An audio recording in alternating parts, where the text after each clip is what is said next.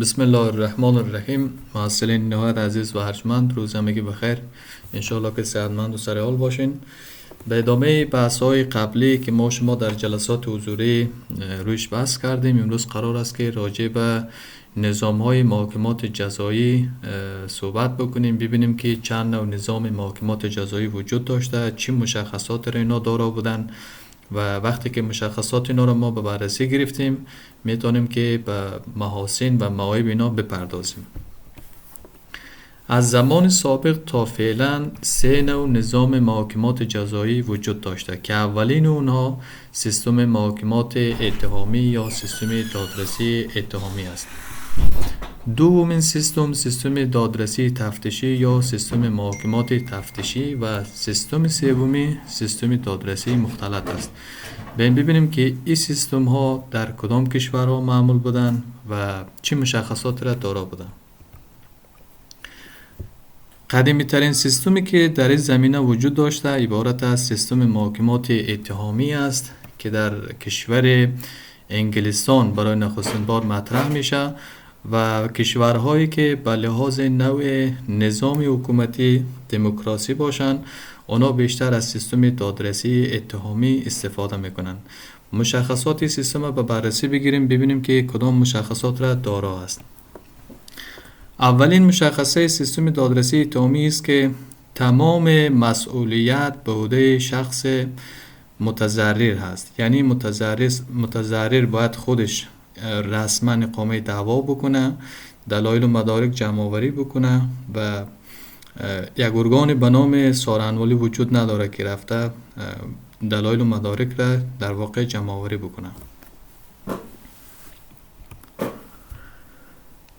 دومین مشخصه است که در این سیستم یک سازمان تعقیبی آنچه که سارنوالی انجام میداد وجود ندارد، چون تمام مسئولیت به عهده خود متضرر یا زیان دیده از جرم است. باید خود از او عملا وارد اقدام شود، به تعقیب متهم اقدام بکنه، دلایل و مدارک خودش باید جمع آوری بکنه و قاضی یا سایر مراجع مربوطه هیچ نوع دخل و صرفی در این قسمت نداره. تا زمانی که خود متضرر اقدام به اقامه دعوا نکنه اصلا دعوا آغاز نمیشه.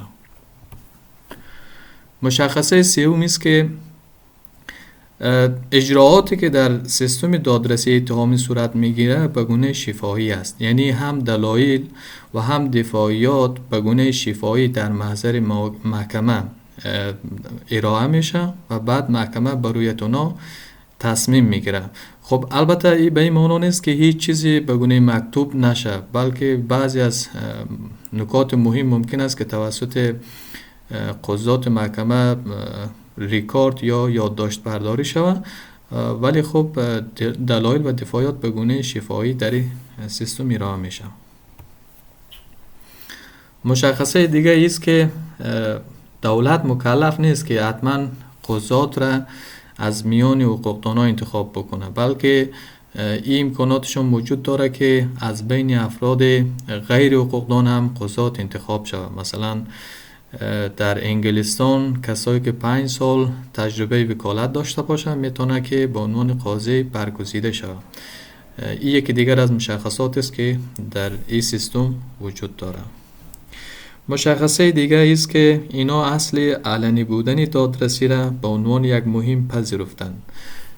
تمام اجراعات مخصوصا جریان جلسات قضایی به گونه علنی برگزار میشه. خب یک دیگر از مشخصات سیستم دادرسی اتهامی بود که تمام اجراعات در اینجا به گونه علنی صورت میگیره. مخصوصا جریان جلسات قضایی باید به گونه علنی باشه، یعنی هیچ ممانعتی برای مردم وجود نداشته باشه و هر کس علاقمند باشه میتونه که در شرکت بکنه. یک از مزایا و یک از محاسن سیستم اینمی است. مخصوصا طرفین دعوا یا اصحاب دعوا در پیشگاه محکمه حاضر میشن و رسما به دلایل و دفاعیات خودشان میپردازن. مشخصه دیگه است که در این سیستم یک هیئت منصفه وجود داره، چون این سیستم در کشورهای دموکراتیک قابل اجرا است علاوه از قضات بعضی از صاحب نظران، بعضی از کسایی که اهل دانش هستن، اونا را با توجه به مکانیزمی که خودشان دارن انتخاب میکنن و به عنوان هیئت منصفه در جریان جلسات قضایی حضور دارن و اونا هم در اخیر جلسه رأی خود را یا در واقع نظر خود ارائه میکنن. چون این سیستم از پشتوانه حکومت‌های دموکراتیک برخوردار است، از او خاطر به اونمون نظر و آرایی که هیئت منصفه ارائه میکنه در واقع ارزش و اهمیت میتن و 100% اینمی نظر و اینمی رأی هیئت منصفه در تصمیم گیری محاکم، در تصمیم گیری قضات نقش بسزایی داره. آخرین مشخصه است که قضات در این محکمه محدود به دلایل نیست، دلایل و مدارک.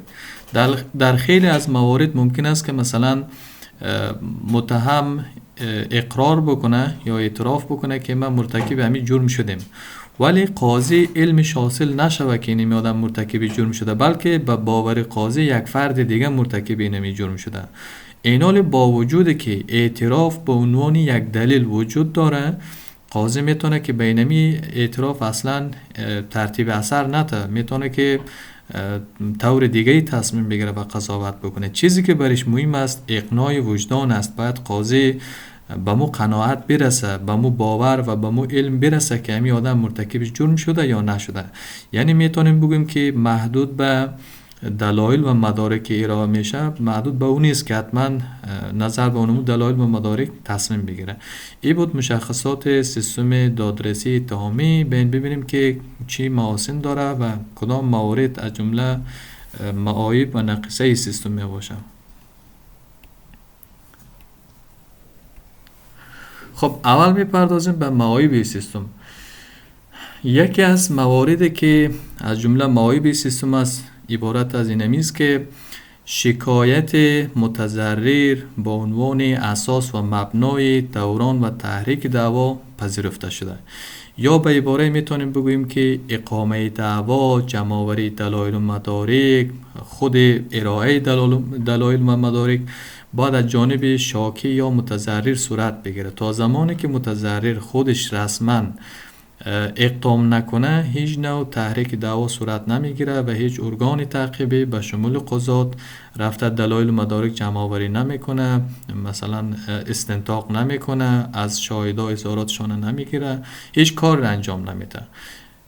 وقتی که تمام بار به تمام مسئولیت به عهده شخص متضرر باشه، از طرف شاکی یا متضرر گاهی وقتا بنابر انگیزه‌های مختلف از جمله ترس، به خاطر از اینکه جانش به خطر نروه یا خطری را تهدید نکنه، اینا رفته اقامه دعوا نمیکنن یا اصلا علاقمندی به اقامه دعوا ندارن یا اصلا نسبت به نظام بی باور هستن، از او خاطر اقامه دعوا نمیکنن. وقتی که اینا اقامه دعوا نکردن، باعث میشه که گراف جرایم صعود بکنه و اکثر جرایم به گونه پود و پنهان واقع بانه و هیچ نوع رسیدگی در این زمینه صورت نگیره که یک از معایب سیستم بوده میتونه. عیب دیگه که سیستم داره اینم است که دولت مکلف به این نیست که حتما از بین حقوق‌دانا قضات محاکم انتخاب بکنه، بلکه میتونه از بین افرادی که دانش و حرفه حقوق را فرا نگرفته از بین اونام انتخاب بکنه. خب این یک عیب بوده میتونه، چون به دلیل از اینکه قضاوت یک امر تخصصی است، نیاز به حرفه و دانش داره، نیاز به بینش و فهم و درک داره و هر کسی از عهده ازی برآمده نمیتونه.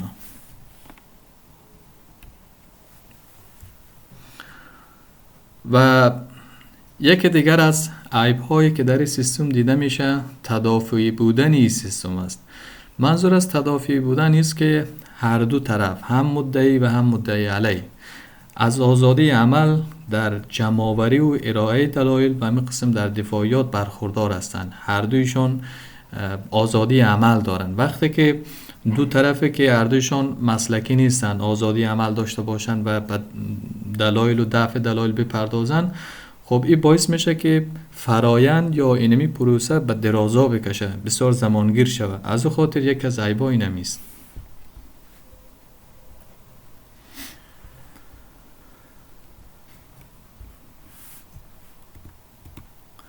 خب من راجع به محاسن سیستم صحبت بکنم. در کنار معایبی که سیستم داره، یک سری محاسن و مزیت‌های دیگه هم داره که نباید از این به تفاوت گذشت. یکی از محاسن این سیستم است که علنی بودن دادرسی یا محاکمات را به عنوان یک اصل پذیرفتن. وقتی که جلسات به گونه علنی برگزار شود، علاوه از طرفین یا اصحاب دعوا سایر افراد هم در اون جلسه شرکت بکنه، خب طبعا قضات خود در معرض دید و قضاوت عموم احساس میکنه، یک نوع فشار را احساس میکنه و اینمی فشار باعث میشه که قضات تصمیم درست بگیرن. اگر جلسات به گونه غیر علنی برگزار شود و قضات اینمی احساس و اینمی دید عموم را احساس نکنه، خب ممکن است که یک تصمیم نادرست بگیره. اینی یک از محاسن این سیستم است. و مورد دیگه که از جمله خوبی‌های سیستم تشکیل میده بحث تدافعی بودن دادرسی است. اما قسمی که پیشتر گفته شد، تدافعی بودن میتونه که یک عیب باشه و میتونه که خوبی هم داشته باشه. درسته که مثلا فرایند دادرسی را به درازا میکشانه، زمانگیر است، زمانبر هست، اما در کنار از او خوبیش است که به هر دو طرف آزادی عمل داده میشن.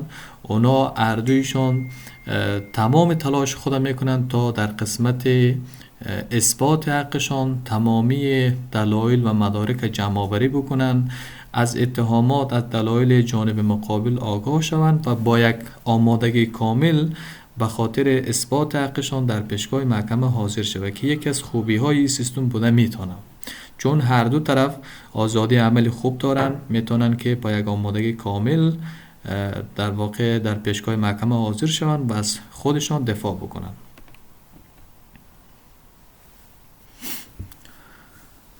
دومین سیستم دادرسی تفتیشی است که بیشتر در کشورهایی که نوع نظامشان استبدادی است مثل آلمان، مثل ایتالیا در اونجا مطرح میشه و از خودش یک سری مشخصات داره که ببینیم چه تفاوتی با سیستم دادرسی اتهامی داشته. یک از مشخصات سیستم دادرسی تفتیشی است که در اینجا شاکی یا متضرر وظیفهش نیست که حتما رفته اقامه دعوا بکنه. یعنی برخلاف سیستم دادرسی اتهامی که در اونجا اینمی بار مسئولیت به عهده متضرر گذاشته شده بود، یعنی تا زمانی که متضرر خودش رسما اقامه دعوا نکنه، دعوا اصلا دوران پیدا نمیکنه. در اینجا برعکسش، یعنی شاکی یا متضرر در اینجا مسئول نیست و اقامه دعوا هم منوط و مشروط به شکایت شاکی نیست. خب وقتی که اقامه دعوا منوط و مشروط به شکایت شاکی نباشه، پس حتما باید یک ارگان تعقیبی وجود داشته باشه که تحقیق بکنه، دلایل جمع آوری بکنه، اظهارات شهود را بگیره و تمام مدارک پیدا بکنه تا واقعیت و حقیقت قضیه روشن شود. در اینجا یک سازمان تعقیبی به نام شبیه سارنوالی که در افغانستان معمول بود وجود داره و این وظیفه‌اش این است که باید اقامه دعوا بکنه، تحقیق بکنه، دلایل و مدارک را جمع آوری بکنه. یک از مشخصات این سیستم داشتن یک همچون ارگان است. مشخصه سومی است که دادرسی در اینجا به گونه کتبی است، یعنی از ابتدای تعقیب عدلی که عبارت از مرحله کشف است، از اونمو جلب نامه‌ای که برای متهم فرستاده میشه تا ترتیب صورت دعوا، اتهام نامه، صورت دعوای مدعی، دفاعی مدعی علیه، تصمیم محکمه، هر اون اجراعاتی که در پرونده صورت میگیره باید به گونه مکتوب باشه. یعنی مکلف هستن مسئولین که باید دانه و ریز و ذره اجراعات باید اینا مکتوب بکنن و اجراعات شفایی قابل پذیرش نیست. مشخصه دیگه است که در اینجا حکومت مکلف است که قضات را از بین حقوقدانا باید انتخاب بکنه و امکان از وجود نداره که از بین غیر حقوقدانا یا از بین کسایی که حقوقدان نیستن قاضی انتخاب شود، چون بیشتر گفته شد که قضاوت یک امر تخصصی است و نیاز به کسایی که متخصص باشن، دانش و بینش حقوقی داشته باشن. اونا میتونن که از عهده این رسالت خطیر براین، در غیر از صورت نمیتونن متاسفانه. یکی دیگر از ویژگی های این سیستم سری بودن دادرسی است. تمام اجراعاتی که از ابتدا تا انتها صورت میگیره به گونه سری برگزار میشه، برخلاف اونچه که در سیستم دادرسی اتهامی بود که اصل علنی بودن دادرسی را به عنوان یک مهم پذیرفته بودند. اما در اینجا به او شکل نیست، اصل به سری بودن است، مگر اینکه قضات تصمیم بگیرن که به گونه علنی یگان مورد استثنایی را دادرسی بکنن و به او رسیدگی بکنن. خب غیر تدافع بودن دادرسی هم یکی دیگر از ویژگی های این سیستم است.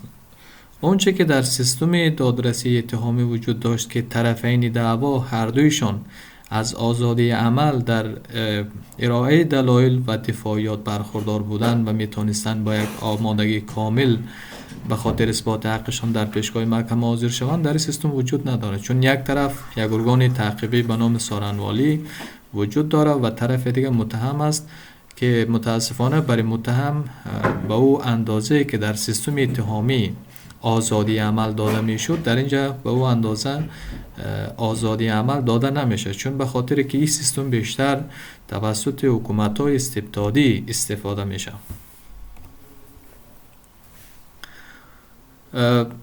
برخلاف سیستم دادرسی اتهامی که در اونجا هیئت منصفه یک نقش مهمی در تصمیم گیری قضات داشتند، در اینجا هیئت منصفه فقط یک نقش مشورتی داره و بیشتر از اون نداره، به دلیل از اینکه در اینجا اراده جمعی بیشتر مطرح نیست و حکومت استبدادی هست. از خاطر رأی هیئت منصفه زیاد محور توجه قرار نمیگیره. و آخرین مشخصه سیستمی است که قضات مکلف هستند دلایلی که در قانون تصریح یافته اونا را به عنوان دلایل اثبات بپذیرند، خارج از مواردی که در قانون گنجانیده شده یا تصریح یافته قضات نمیتونن به مورد دیگه استناد بکنن و بر مبنای از او رأی صادر بکنن. هر آن چیزی که در قانون احصا شده قضات مکلف هستند که اونا را مبنای رأیشون قرار بدن و بر مبنای از او تصمیم خود را بگیرن. این بود مشخصات سیستم دادرسی تفتیشی. به این ببینیم که چی محاسنی داره و کدام موارد از جمله معایب از این سیستم به شمار میره. اول میپردازیم به معایب این سیستم. یکی از معایب این سیستم اینمی است که تمام دادرسی به گونه غیر تدافعی است، یعنی که آزادی عمل بر دو طرف داده نمیشه، بیشتر متهم از این ناحیه متضرر میشه و نمیتونه که با یک آمادگی با یک آزادی کامل از خودش دفاع بکنه، چون این سیستم بیشتر در حمایت از حکومت طراحی شده و به آزادی و به اختیارات شهروندان زیاد توجه نداره که میتونه یک پوینت منفی در این سیستم محسوب شود. یکی دیگر از معایب این سیستم اینمی است که قضات مکلف هستند آنچه که در قانون به عنوان دلیل احصا شده بر اساس از او تصمیم بگیرن، اما در جمع‌آوری اینا یک اختیار وسیع دارن.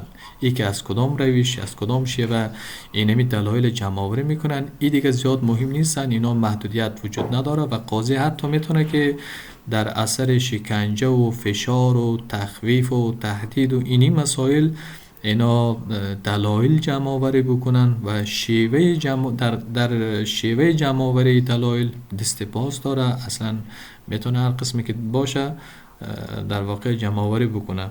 خب در اینجا حتی میتونن اقراری که در اثر شکنجه و فشار به دست میاد یعنی قانونی است، میتونن که از این استفاده بکنن. این یک از پوینت ها یا یک از معایب سیستم شمرده میشه. خب در کنار معایبی که داره البته از یک سری محاسن هم برخوردار است که ببینیم این موارد کدام موارد بوده میتونه. یکی از محاسن سیستم دادرسی تفتیشی بودن یک سازمان تعقیبی به نام سارنوالی است. چون خود اقداماتی که در مراحل ابتدایی صورت میگیره، مخصوصا مرحله کشف جرم، مرحله جمع‌آوری دلایل و مدارک جرم، اینا اساس و بنیاد تصمیم گیری قضات تشکیل میده. به هر اندازه‌ای که اینمی دلایل و مدارک و اجراعات ابتدایی به گونه مسلکی انجام شود، مشکلات کمتر دیده شود، به ما اندازه قضات میتونن که یک تصمیم درست و قریبی به عدالت را اتخاذ بکنن. برعکسش اگر اجراعات ابتدایی که سنگ بنای تصمیم گیری محاکم را تشکیل میتن، اگر اینا به گونه مسلکی پیش برده نشود، خلاها زیاد وجود داشته باشد، دلایل و مدارک به گونه معیاری و درست جمع آوری نشه، قضات در یک وضعیت تاریک قرار میگیرن و نمیتونن که یک تصمیم روشن و درست را اتخاذ بکنن. پس این میتونه به عنوان یک پوینت مثبت باشه، چون سارنوالا آدمای مسلکی هستند، دانش لازم دارند و میتونن که اجراعات ابتدایی را به گونه درست و معیاری پیش ببرن تا اینکه قضات بتونن یک تصمیم عادلانه را اتخاذ بکنن. خب یکی دیگر از محاسن سیستم دادرسی تفتیشی است که دولت باید قضات از بین افرادی که حقوقدان هستند، تحصیل کرده هستند، تجربه دارن، از بین اینا انتخاب بکنن. این میتونه یک مزیت، یک کار خوبی باشه، یک پوینت مثبت باشه، به دلیل از اینکه قضاوت یک امر تخصصی است و هر کسی از عهده ازی برآمده نمیتونه. تنها کسایی که دانش و تخصص لازم را در این قسمت دارن، اونا میتونن که امر قضاوت را پیش ببرن. سومین سیستم دادرسی مختلط است. این همون قسمی که از نامش پیداست، یک مقدار از این گرفته شده از سیستم دادرسی اتهامی است و یک مقدار از هم گرفته شده از سیستم دادرسی تفتیشی است. کوشش کرده که معایب هر کدام اینا را شناسایی بکنن و از اونا کمتر استفاده بکنن و از نکات مثبت هر دو سیستم یک تلفیق را بسازن، یک که به نام سیستم مختلط یاد میشه. ببینیم که این سیستم چی ویژگی ها را داره. در مرحله ابتدایی یا تحقیقات ابتدایی که است، تمام اجراعات تابع سیستم تفتیشی است، یعنی اجراعات سری هست و به گونه غیر تدافعی صورت میگیره. تمام ویژگی‌هایی که در سیستم تفتیشی ما بیشتر روی صحبت کردیم، در مرحله مقدماتی، در مرحله تحقیقات ابتدایی از این استفاده میکنن. کاملا بر اساس سیستم تفتیشی صورت میگیره، مثل که مثلا اجراعات سری است و خود محاکمات یا دادرسی هم به گونه غیر تدافعی است. برای متهم حق گرفتن وکیل مدافع را نمیته و در واقع متهم از این حق مهم خودش محروم است. تمام بازجویی ها به صورت مکتوبی است، کتبی است، تمام اجراعاتی که صورت میگیره. مرحله بعد از مرحله مقدماتی یا مرحله محاکمه تابع سیستم اتهامی است، یعنی تا اینجای کار تمام اجراعاتی که صورت میگیره تابع سیستم تفتیشی است. از این مرحله به بعد تمام کارهایی که صورت میگیره، تمام اجراعاتی که در پرونده نیاز است تابع سیستم اتهامی میباشه. مثل تمام مرحله محاکمه به گونه علنی برگزار میشه، تدافعی بودن در این مرحله به نظر گرفته میشه و تمام اجراعات که بعد از این مرحله صورت میگیره به گونه شفاهی است و همین قسم برای متهم حق گرفتن وکیل مدافع را شناخته و به رسمیت میشناسه. محصلین نهایت عزیز و ارجمند، این بود پایان جلسه ما. انشالله که در فایل های بعدی ما به ادامه ای بحث درس های آینده خود دنبال میکنیم. فعلا روز همگی بخیر. خداوند یار و نگهدار همگیتان.